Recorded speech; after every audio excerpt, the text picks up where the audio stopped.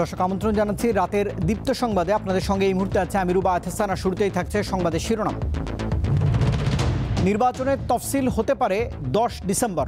ওই দিন সিইসির ভাষণ রেকর্ডের চিঠি যাবেন বঙ্গভবনে। জাতীয় গণতান্ত্রিক ফ্রন্ট নামে নতুন জোটের আত্মপ্রকাশ, আছে জাতীয় পার্টির 2 অংশ সহ 18টি দল। ঢাকার 7 কলেজ নিয়ে বিশ্ববিদ্যালয় করার পক্ষে বিপক্ষে মত, অধ্যাদেশ জারির দাবিতে সড়ক অবরোধ। একীভূত ব্যাংকের গ্রাহক আগামী সপ্তাহ থেকেই অর্থ তুলতে পারবেন, প্রত্যাশা কেন্দ্রীয় ব্যাংক গভর্নরের।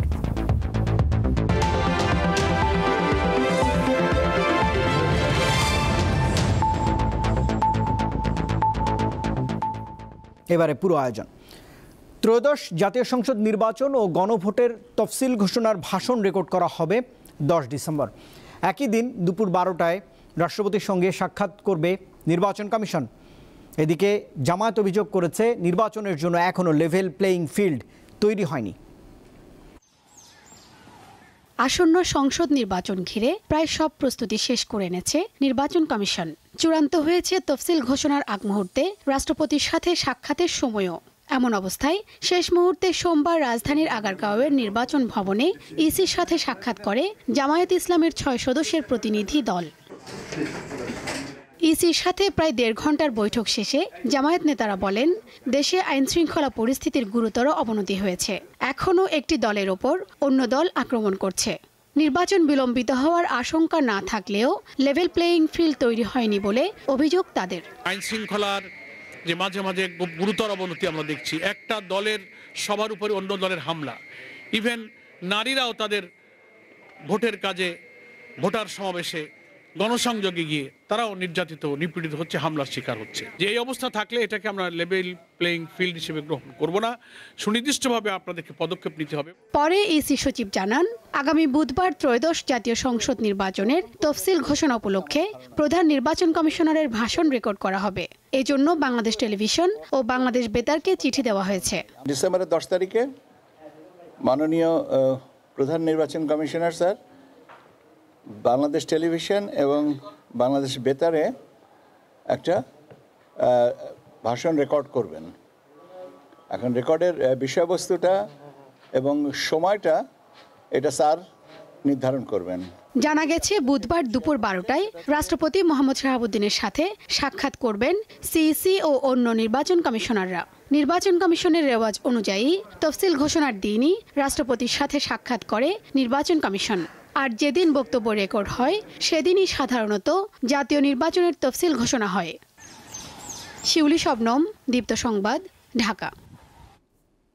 উৎসবমুখর, সুষ্ঠু এবং গ্রহণযোগ্য ভোটের প্রেক্ষাপটে সব ধরনের পূর্ব প্রস্তুতি চলমান বলে জানিয়েছেন স্বরাষ্ট্র উপদেষ্টা জাহাঙ্গীর আলম চৌধুরী। সোমবার সচিবালয়ে আইনশৃঙ্খলা সংক্রান্ত উপদেষ্টা কমিটির বৈঠক শেষে তিনি আরও জানিয়েছেন, নির্বাচনের আগে খুন অপরাধ বন্ধ করার মতো ম্যাজিক তার কাছে নেই।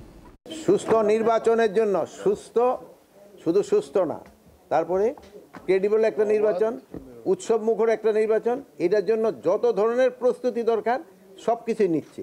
বাট সব কিছুর প্রস্তুতির জন্যই কিন্তু একটা প্রশিক্ষণ দরকার পড়ে। প্রশিক্ষণটা হলো সব কিছু মেইন। দায়িত্ব নেওয়ার সময় অন্তর্বর্তীকালীন সরকারের নির্বাচন দেওয়ার কোনো শর্ত ছিল না বলে জানিয়েছেন শ্রম ও কর্মসংস্থান এবং নৌ পরিবহন উপদেষ্টা এম সাখাওয়াত হোসেন। সোমবার সচিবালয়ের সংবাদ সম্মেলনে তিনি আরও বলেছেন, দেশে একটা নির্বাচন হওয়া উচিত, নির্বাচিত সরকার আসা উচিত। পলিটিক্যাল কেওস তখন বলবো যে গভর্নমেন্ট একদিকে আর পলিটিক্যাল পার্টি আরেকদিকে। এই সরকার তো বলেই দিচ্ছে, আমাদেরকে কেউ গলা ধাক্কা দিয়ে বলছে না ইলেকশন দিতে হবে তোমাকে 1-1.5 বছরের মধ্যে। যখন এই সরকার আসে তখন এরকম কোনো শর্ত ছিল? কোনো শর্ত ছিল না। আমরাই বললাম যে ভাই ইলেকশন হবে। এখন সেই ইলেকশনের পরিপ্রেক্ষিতে যদি পলিটিক্যাল পার্টির দৌড়াদৌড়ি শুরু হয়, সেটা তো সরকার গিয়ে ইন্টারফেয়ার করতে পারে না। জাতীয় সংসদ নির্বাচন সামনে রেখে জাতীয় গণতান্ত্রিক ফ্রন্ট এনডিএফ নামে নতুন আরেকটি জোটের আত্মপ্রকাশ হয়েছে। এতে জাতীয় পার্টির 2টি অংশ সহ মোট 18টি রাজনৈতিক দল রয়েছে। সোমবার রাজধানীর গুলশানে সংবাদ সম্মেলনে নতুন জোটের ঘোষণা দেওয়া হয়। আর জোটের 18টি দলের মধ্যে 6টি নির্বাচন কমিশনের নিবন্ধনও রয়েছে। নতুন জোটের প্রধান উপদেষ্টা করা হয়েছে জাতীয় পার্টি জেপির চেয়ারম্যান আনোয়ার হোসেন মঞ্জুকে। সভাপতি করা হয়েছে জাতীয় পার্টির একাংশের চেয়ারম্যান আনিসুল ইসলাম মাহমুদকে। এছাড়াও জোটের প্রধান মুখপাত্র হয়েছেন ABM রুহুল আমিন হাওলাদার। ইলিয়াস কাঞ্চনের নেতৃত্বে গড়া নতুন দল জনতা পার্টি বাংলাদেশের ভারপ্রাপ্ত চেয়ারম্যান গোলাম সরোয়ারকে জোটের প্রধান সমন্বয়ক করা হয়েছে।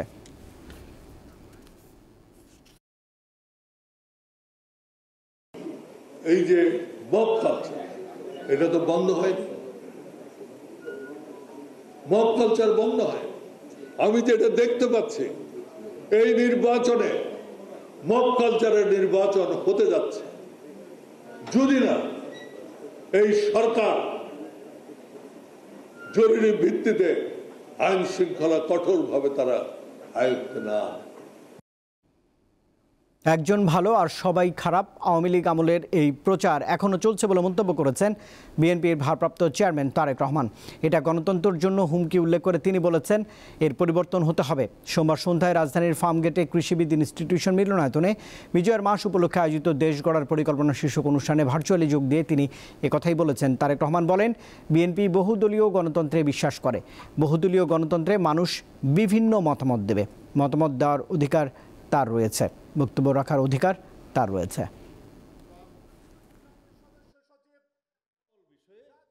এরকম একটি বিষয় আমরা দেখেছি গত 16 বছর ধরে, একজন ভালো আর বাকি সবাই খারাপ। দুঃখজনকভাবে হলো 5 তারিখের পরে কেন জানি মনে হচ্ছে সেটির বোধহয় পরিবর্তন হয়নি। এটির পরিবর্তন হওয়া বাঞ্ছনীয়, এটির পরিবর্তন হওয়া অত্যন্ত জরুরি। রাজধানীর এভারকেয়ার হাসপাতালে চিকিৎসাধীন বিএনপি চেয়ারপারসন খালেদা জিয়ার অবস্থা অপরিবর্তিত অবস্থা রয়েছে। তার চিকিৎসায় গঠিত মেডিকেল বোর্ড আজও বৈঠক করেছেন, তবে গণমাধ্যমের সাথে কোনো কথা বলেননি। হাসপাতাল এলাকায় রয়েছেন এই মুহূর্তে সহকর্মী নূর আলম, তার সঙ্গে যোগ দিচ্ছে নূর আলম। খালেদা জিয়ার চিকিৎসা সম্পর্কে আজ কিছু জানানো হয়েছে কিনা রাতের দিকে, এটি জানাবেন। আর বিদেশ নেওয়ার বিষয়ে আপনার কাছে কোনো বাড়তি তথ্য রয়েছে কিনা? হ্যাঁ রুবায়েত, যে বিষয়টা আপনি বলছিলেন, আসলে এখন পর্যন্ত বিএনপির তরফ থেকে কিন্তু বেগম খালেদা জিয়ার চিকিৎসার শারীরিক যে অবস্থান সেইটি কিন্তু এখনো পর্যন্ত জানানো হয়নি। গণমাধ্যম কর্মীরা সেই দুপুর থেকেই কিন্তু যারা রয়েছেন তারা কিন্তু অপেক্ষা করছেন যে কোনো তথ্য জানা যায় কিনা। তবে এখন পর্যন্ত যেহেতু কোনো নিশ্চিত কোনো তথ্য জানা যায়নি, তবে এই মুহূর্তে এই বিষয়টি বলা যাচ্ছে না। তবে একটি বিষয় জানিয়ে রাখতে চাই যে রাত 10টার পরে যে বেগম সাবেক প্রধানমন্ত্রী এবং বিএনপি চেয়ারপারসন বেগম খালেদা জিয়ার যে গঠিত যে মেডিকেল বোর্ড রয়েছে, সেই মেডিকেল বোর্ডে কিন্তু দেশি বিদেশি যে চিকিৎসক তারাও রয়েছেন এবং সার্বক্ষণিক যে তদারকি করছেন বেগম খালেদা জিয়ার পুত্রবধূ এবং বিএনপির ভারপ্রাপ্ত চেয়ারম্যান জনাব তারেক রহমানের সহধর্মিনী ডাক্তার জুবাইদা রহমান। তিনি কিন্তু বেগম খালেদা জিয়া যেই যখন থেকে অসুস্থ হন তখন থেকে কিন্তু তার চিকিৎসার যে সার্বিক বিষয়, খুঁটিনাটি যে বিষয়, সেগুলো কিন্তু তিনি তদারকি করছেন। এবং আপনি জানেন যে বেগম খালেদা জিয়া 23 তারিখে যখন 23 নভেম্বর গত মাসে এই এভারকেয়ারে হাসপাতালে যখন তিনি কেবিনে ভর্তি হন এবং তারপর থেকে কিন্তু তার যে শারীরিক যে পরিস্থিতি সেটা কিন্তু অবনতি হলেই কিন্তু পরবর্তীতে যে আমরা দেখেছি যে আইসিইউতে তিনি ভর্তি, তাকে স্থানান্তর করা হয়। এবং সেই বিষয়ে যদি বলতে চাই, আপনি দেখতে পাচ্ছেন যে এভারকেয়ারের যেই উপস্থিতি, এখন কিন্তু নিরাপত্তার সেই ব্যবস্থা এখনও কিন্তু আমরা দেখেছি বাংলাদেশ বর্ডার গার্ড, বিজিবি এবং পুলিশ এখনও রয়েছেন। তবে আমরা দেখেছি যে বিকেল 3টার পর যে ডাক্তার জুবাইদা রহমান কিন্তু এই রাজধানী যে এভারকেয়ার হাসপাতাল রয়েছে সেই হাসপাতালে প্রবেশ করেছেন এবং তারপর থেকে কিন্তু আমরা তিনি প্রবেশ করার পর 10টার পর অর্থাৎ এখনও কিন্তু বৈঠক আবার বসেছে, যেহেতু 2 বেলা বৈঠক হওয়ার কথা, সেহেতু চিকিৎসা যে তারা যে কমিটি রয়েছে, অর্থাৎ চিকিৎসা যে তদারকি যে দেশি বিদেশি ডাক্তার যে পর্যবেক্ষণ বেগম খালেদা জি এখনও চিকিৎসা নিচ্ছেন, সেই পরিস্থিতি সম্পর্কে তারা পরবর্তী আরেকটি বিষয় যেটা হচ্ছে বেগম খালেদা জিয়াকে আপনি জানেন যে তিনি কিন্তু এর আগেও একবার লন্ডনে গিয়ে তিনি চিকিৎসা সেবা নিয়েছেন এবং তারপরে কিন্তু এবার যে বিষয়টা উঠে এসেছে যে বেগম খালেদা জিয়াকে আবার সেই বিদেশে নেওয়া হবে কিনা। এবং আপনি জানেন যে এই পরিপ্রেক্ষিতে আমরা দেখেছি যে জার্মানের যে এয়ার অ্যাম্বুলেন্স সেই এয়ার অ্যাম্বুলেন্স করেই কিন্তু তাকে চিকিৎসা সেবা নিয়ে যাবে। তবে এখন পর্যন্ত আসলে বেগম খালেদা জিয়াকে লন্ডন নেওয়া হবে কিনা বা তার পরবর্তী চিকিৎসার পরবর্তী কি বিষয়াদি সেই বিষয়ে কিন্তু এখনও যেহেতু বিএনপির তরফ থেকে কোনো নির্দিষ্ট কোনো তথ্য আমাদের জানানো হয়নি, তবে এখন পর্যন্ত আমরা যেতটুকু জেনেছি সেতটুকু কিন্তু জানাতে পারবো। রুবায়েত। নুরুল আলম যোগ দিয়েছিলেন রাজধানীর এফআরকার হাসপাতাল থেকে। রাজধানীর 7টি সরকারি কলেজ নিয়ে নতুন বিশ্ববিদ্যালয় করা নিয়ে পক্ষে বিপক্ষে মত বাড়ছে। এই অবস্থায় ঢাকা সেন্ট্রাল ইউনিভার্সিটি অধ্যাদেশের এক দফা দাবিতে শিক্ষা ভবনের সামনে অবস্থান কর্মসূচি পালন করছেন একদল শিক্ষার্থী। সোমবার সকালে 2 শতাধিক শিক্ষার্থী এমন কর্মসূচিতে অংশ নেন। পরে তারা শিক্ষা উপদেষ্টার সঙ্গে বৈঠকে বসে তাদের দাবিও তুলে ধরেছেন। বৈঠক শেষে শিক্ষা মন্ত্রণালয় এক সংবাদ বিজ্ঞপ্তিতে জানিয়েছে 25 ডিসেম্বরের মধ্যে ঢাকা সেন্ট্রাল ইউনিভার্সিটি অধ্যাদেশ 2025-এর পরিমার্জিত খসড়ার উপর আন্তঃমন্ত্রণালয় সভা অনুষ্ঠিত সম্ভব হবে। তবে আশ্বাস পেয়েও অধ্যাদেশের দাবিতে শিক্ষার্থীরা আন্দোলন চালিয়ে যাওয়ার সিদ্ধান্ত নিয়েছেন। এর আগে রবিবার বিক্ষোভ করেন বিশ্ববিদ্যালয়ের বিপক্ষে অবস্থানকারী শিক্ষার্থীরা। বিশ্ববিদ্যালয় হবে এটা আমরা শিওর হয়েছি, কিন্তু সমস্যা হচ্ছে তারা ইস্যুটাকে একটু ডিলে করতে চাচ্ছে, বাট আমরা ইস্যুটা আর কোনোভাবে ডিলে হতে দিতে চাই না। আমরা তাদের কথার সাথে আপাতত একমত পোষণ করতে পারছি না, কারণ যত দিন যাচ্ছে আমাদের বিরুদ্ধে ষড়যন্ত্র লিপ্তকারীরা আরও তাদের সংখ্যা বাড়ছে এবং প্রচুর ষড়যন্ত্র হচ্ছে। সেই ক্ষেত্রে আমরা সার্বিকভাবে আমাদের আন্দোলন চালিয়ে নিয়ে যাওয়ার ঘোষণা দিলাম। নতুন সম্মিলিত ইসলামী ব্যাংকের গ্রাহকরা আগামী সপ্তাহ থেকে অর্থ তুলতে পারবেন বলে জানিয়েছেন কেন্দ্রীয় ব্যাংকের গভর্নর। সোমবার পরিকল্পনা মন্ত্রণালয়ে টেকসই উন্নয়ন লক্ষ্যমাত্রা অর্জনে বাংলাদেশের অগ্রগতি শীর্ষক প্রতিবেদন উপস্থাপন অনুষ্ঠানে তিনি কথা জানিয়েছেন। এই সময় অর্থনীতিবিদরা জানান, ব্যবসা বান্ধব পরিবেশ তৈরিতে প্রাতিষ্ঠানিক সক্ষমতা বৃদ্ধি এবং দুর্নীতি দমন জরুরি। রেমিটেন্সের প্রবাহ বাড়ায় স্বস্তি ফিরেছে বৈদেশিক মুদ্রার রিজার্ভে। তবে অর্থনীতিতে এখনও চ্যালেঞ্জের পরিমাণই বেশি। মূল্যস্ফীতি কমলেও তা আসেনি সহনীয় মাত্রায়। প্রবৃদ্ধির ধীর গতি, কর্মসংস্থান ও রপ্তানিতে ভাটা ও বিনিয়োগ করার পাশাপাশি বাড়ছে দারিদ্রতা, এমন চিত্র উঠে এসেছে সাধারণ অর্থনীতি বিভাগের প্রতিবেদনে। বিশ্লেষকেরা বলছেন, 1.5 বছরের সংস্কার অভিজ্ঞতা থেকে শিক্ষা নেওয়া গেছে, তবে বড় ধরনের বাস্তবায়ন এখনো হয়নি। নেতিবাচক ছুরি ইতিবাচক ছুরির চেয়ে বেশি ভারী। অর্থনীতি সংগ্রাম চলছে, জীবিকার সংগ্রামও চলছে। শুরুতে প্রাতিষ্ঠানিক সক্ষমতা বৃদ্ধি, দুর্নীতি কমানো, এই জায়গাটাতে আমরা যেটুকু করার ছিল এন্টারপ্রেনারদেরকে ওই জায়গাগুলোতে আমাদেরকে কিছুটা সুরাহা দেওয়ার দরকার ছিল। সেইটা দিতে না পারার ফলে যেটা হয়েছে যে আমরা একটা দুষ্ট চক্রের মধ্যে পড়ে গেছি। বাংলাদেশ ব্যাংকের গভর্নর বলেন, ডিসেম্বরের মধ্যে খেলাপি ঋণ অনেকটাই কমে আসবে। তিনি আশা প্রকাশ করে বলেন, একীভূত হওয়া 5 ব্যাংকের গ্রাহকেরা আগামী সপ্তাহ থেকে টাকা তুলতে পারবেন। ডিপোজিট গ্যারান্টি 1 লাখ টাকা থেকে 2 লাখে বাড়ানো হয়েছে। একীভূত হওয়া সম্মিলিত ইসলামী ব্যাংকের গ্রাহকদের চলতি সপ্তাহ বা আগামী সপ্তাহ থেকেই অর্থ বিতরণ শুরু হতে পারে। প্রধান উপদেষ্টার প্রেস সচিব অভিযোগ করেন, চট্টগ্রাম বন্দরকে বিদেশিদের পরিচালনায় দেওয়ার বিষয়ে বিভিন্ন মহল অপপ্রচার চালাচ্ছে। খুব কম সাপোর্ট পেয়েছি হচ্ছে বিজনেস অ্যাসোসিয়েশনগুলোর। একটা গার্মেন্ট সেক্টরে একটা স্টেটমেন্ট দেখেছেন তারা এটাকে ওয়েলকাম করে।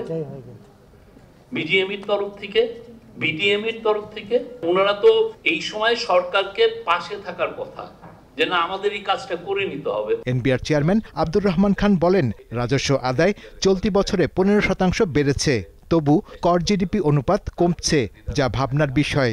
প্রতিনিয়ত কালেকশন বাড়ছে কিন্তু ট্যাক্স জিডিপি কমে যাচ্ছে। জিডিপির ভিতরে কি আছে? শাহরিয়ার ইমন, দীপ্ত সংবাদ, ঢাকা।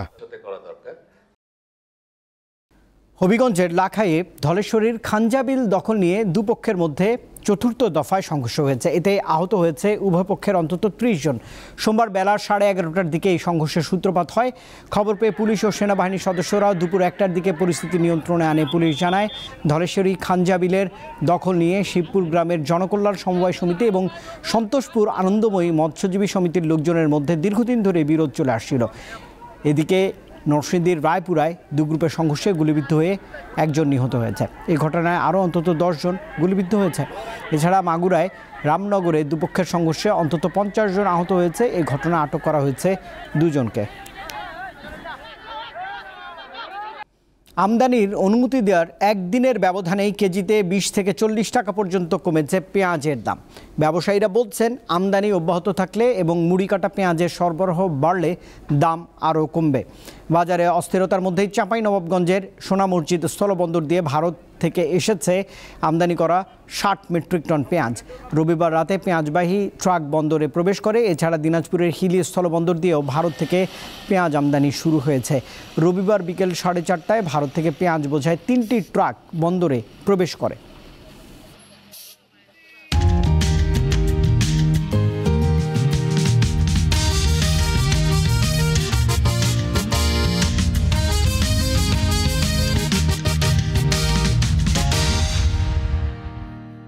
এবারে বিজয়ের মাসের খবর। 1971 সালের 8 ডিসেম্বর এদিন কুমিল্লা, ব্রাহ্মণবাড়িয়া ও চাঁদপুর মুক্ত হয়। এই 3টি গুরুত্বপূর্ণ শহরে পাকিস্তান হানাদার বাহিনী পরাজিত হয়ে আত্মসমর্পণ করে। এদিন কুমিল্লা বিমানবন্দরে পাকিস্তানি সেনাবাহিনীর অবস্থানের উপর মুক্তিযোদ্ধারা আর্টিলারি আক্রমণ চালায়। এক পর্যায়ে তারা আত্মসমর্পণ করতে বাধ্য হয়। এ সময় রাস্তায় নেমে আসে জনতার ঢল। মিত্রবাহিনী এবং মুক্তিযোদ্ধাদের ফুল দিয়ে বরণ করে নেন আপামর জনতা। কুমিল্লার টাউন হল মাঠে উত্তোলন করা হয় স্বাধীন বাংলাদেশের পতাকা। একইভাবে যুদ্ধবিধ্বস্ত ব্রাহ্মণবাড়িয়া মুক্ত হওয়ার পর সর্বত্রই ওড়ানো হয় লাল সবুজের পতাকা। দেশের এক একটি প্রান্ত জয় করে মিত্র মুক্তিবাহিনী ঢাকার দিকে ঝড়ের বেগে এগিয়ে আসতে শুরু করে।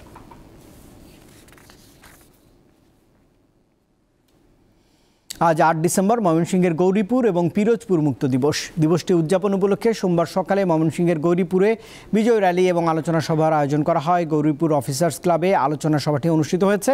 এদিকে নানা আয়োজনে পালিত হয়েছে পিরোজপুর মুক্ত দিবস।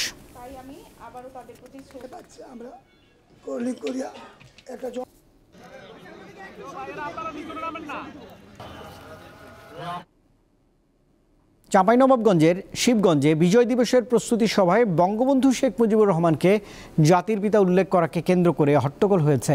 সোমবার দুপুরে উপজেলা পরিষদের সম্মেলন কক্ষে অনুষ্ঠিত এ সভায় বক্তব্য দেওয়া নিয়ে দুপক্ষের মধ্যে তীব্র বাকবিতণ্ডার সৃষ্টি হয়। সভায় বীর মুক্তিযোদ্ধা আব্দুল হামিদ বঙ্গবন্ধুকে জাতির পিতা উল্লেখ করে বক্তব্য দিলে মোবারকপুর ইউনিয়ন পরিষদের চেয়ারম্যান এবং ইউনিয়ন বিএনপির সহসভাপতি মাহমুদুল হক হায়দারি আপত্তি জানান। এ সময় উভয় পক্ষ উত্তেজিত হয়ে ওঠে এবং পরিস্থিতি উত্তপ্ত হয়ে পড়লে সভা পণ্ড হয়ে যায়।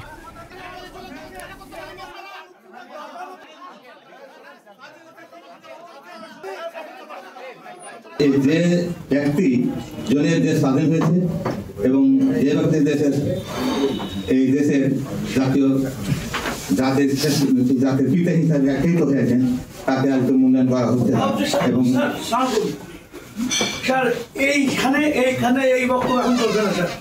আন্তর্জাতিক প্রসঙ্গ। থাইল্যান্ড ও কম্বোডিয়ার সেনাদের মধ্যে সীমান্তে নতুন করে সংঘর্ষ হয়েছে। এ সময় এক থাই সেনা সদস্য নিহত এবং 4 জন আহত হয়েছেন। এক বিবৃতিতে থাই সেনাবাহিনী জানিয়েছে, স্থানীয় সময় সোমবার দুপুর 2:15টার দিকে সিসাকেত প্রদেশের সীমান্ত এলাকায় গুলি ছোড়ে কম্বোডীয় সেনাবাহিনী। এই ঘটনার পর পাল্টা জবাব দেয় থাই সেনারা। সংঘাত থামার পরপরই কম্বোডিয়ার সীমান্তবর্তী 4 থাই প্রদেশ থেকে কয়েক হাজার মানুষকে নিরাপদে সরিয়ে নেওয়া হয়েছে।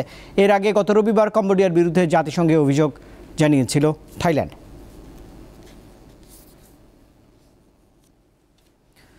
আফগানিস্তানের বিরুদ্ধে যুদ্ধবিরতির লঙ্ঘনের অভিযোগ এনে দেশটির অন্তত 3টি সীমান্ত চৌকি ধ্বংস করেছে পাকিস্তানের নিরাপত্তা বাহিনী।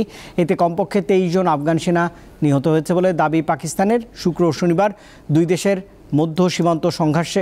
সীমান্ত সংঘর্ষে এই হতাহতের ঘটনা ঘটেছে। পাকিস্তানের সংবাদ মাধ্যম জানিয়েছে, শুক্রবার গভীর রাতে বেলুচিস্তানের সীমান্তবর্তী এলাকায় তালেবান বাহিনী হঠাৎই হামলা চালায়। জবাবে পাকিস্তান বাহিনীও পাল্টা গুলি ছোড়ে। আফগান তালেবানের মুখপাত্র জবিউল্লাহ মুজাহিদ অভিযোগ করেছেন, পাকিস্তান বাহিনী কান্দাহার প্রদেশের স্পিন বোলদাক জেলায় হামলা পরিচালনা করেছে। পাকিস্তানের গোলাবর্ষণে 5 জন প্রাণ হারিয়েছেন, এর মধ্যে 1 জন তালেবান সদস্য রয়েছে।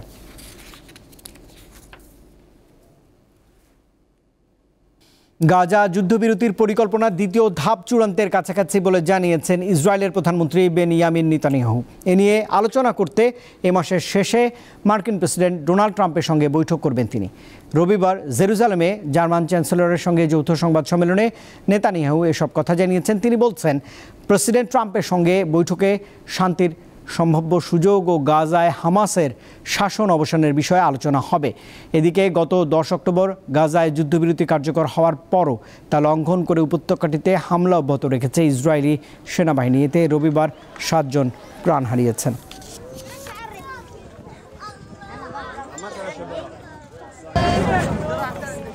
এবারে খেলার খবর জানাচ্ছি। অস্ট্রিয়াকে 5-4 গোলে হারিয়ে যুব হকি বিশ্বকাপের চ্যালেঞ্জার ট্রফি জিতেছে বাংলাদেশ দল। ভারতের তামিলনাড়ুর মাদুরাই ইন্টারন্যাশনাল হকি স্টেডিয়ামে আজও বাংলাদেশের হয়ে হ্যাট্রিক করেছেন আমিরুল ইসলাম। একটি করে গোল করেছেন রাকিবুল হাসান এবং হুজাইফা হোসেন। মূল টুর্নামেন্টের ফাইনাল না হলেও কাগজে কলমে এটিকে ফাইনাল বলা যায়। স্থান নির্ধারণী সেই ফাইনাল জিতে 17তম হয়ে চ্যালেঞ্জার ট্রফিটা পেয়েছে বাংলাদেশের যুবারা। এই টুর্নামেন্টে দুর্দান্ত খেলেছেন বাংলাদেশের আমিরুল ইসলাম। 6 ম্যাচে এটি তার 5ম হ্যাট্রিক। সব মিলিয়ে এই টুর্নামেন্টে তিনি 18টি গোল করেছেন, যার 15টি পেনাল্টি কর্নার থেকে। 24 দলের টুর্নামেন্টে আমিরুলই সর্বোচ্চ গোলদাতা।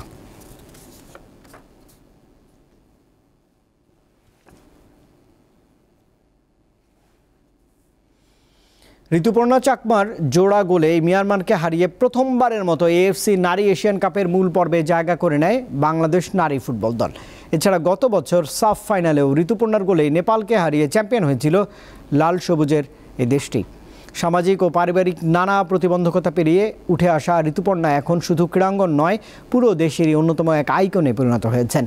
ক্রীড়ায় নারী জাগরণ সৃষ্টিতে এমন অসামান্য ভূমিকার জন্য 21 বছর বয়সী এই তারকা নারী ফুটবলারের এবছরের বেগম রোকেয়া পদকের জন্য নির্বাচিত হয়েছেন। এবার ক্রীড়ায় ঋতুপর্ণা ছাড়াও নারী শিক্ষা খাতে ডক্টর রুভানা রাকিব, শ্রম অধিকার আন্দোলনে কল্পনা আক্তার, মানবাধিকার খাতে অবদানের জন্য ডক্টর নাবিলা ইদ্রিস এই পদকের জন্য নির্বাচিত হয়েছেন।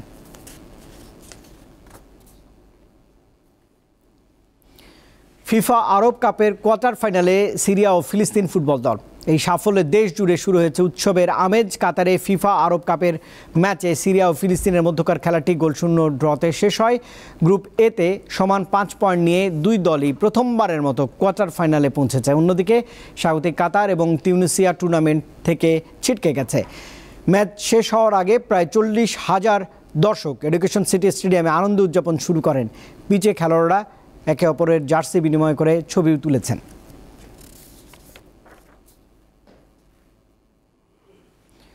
শৈশবের ক্লাব সান্তোসে চোট নিয়ে খেলে লক্ষ্য পূরণ করে বাঁ পায়ের অস্ত্রোপচার করাতে যাচ্ছেন তারকা স্ট্রাইকার নেইমার। দলকে বাঁচাতে শেষ 3 ম্যাচে ইনজুরি নিয়েই খেললেন নেইমার। আগের ম্যাচে তিনি হ্যাট্রিক করেন, এর আগের ম্যাচেও করেছেন গোল। মৌসুমে 38 ম্যাচের 19টিতেই কেবল খেলতে পেরেছেন এই তারকা।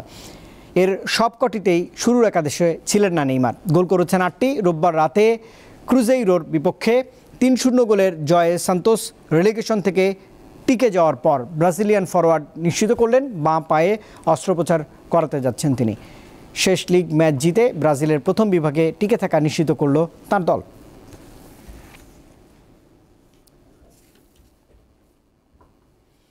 এবারে ক্রিকেটের খবর। আরব আমিরাতের টি-20 লিগ ইন্টারন্যাশনাল টি-20তে দারুণ ফর্মে রয়েছেন বাংলাদেশের pacer Mustafizur Rahman. Abu Dhabi Knight রাইডার্সের বিপক্ষে জিতেছে তাঁর দল দুবাই ক্যাপিটালস। বোলিংয়ে দারুণ শুরুটা করেন বাংলাদেশের এই পেসার।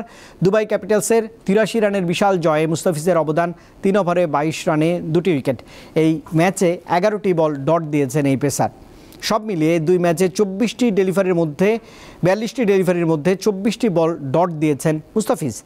উইকেট মোট 4টি এবং রান দিয়েছেন 48। দুবাই আন্তর্জাতিক ক্রিকেট স্টেডিয়ামে আগে ব্যাট করে 4 উইকেটে 186 রান তোলে দুবাই ক্যাপিটালস। রান তাড়া করতে নেমে 15 ওভারে লক্ষ্যে 15 ওভার 3 বল খেলে 103 রানেই গুটিয়ে যায় আবুধাবি ক্যাপিটালস।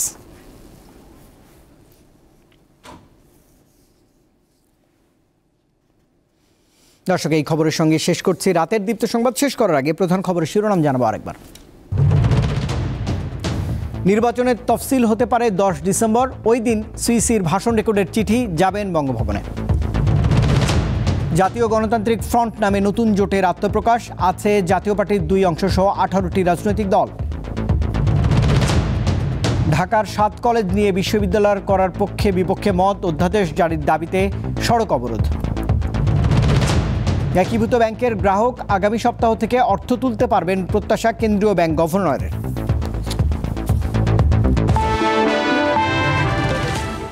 আর দর্শক, এই ছিল এখনকার মতো। এতক্ষণ সঙ্গে থাকবার জন্য ধন্যবাদ সবাইকে। আরও তথ্য বিনোদনের জন্য যুক্ত থাকতে পারে দীপ্ত টেলিভিশনের ডিজিটাল প্ল্যাটফর্মগুলোতে। শুভরাত্রি।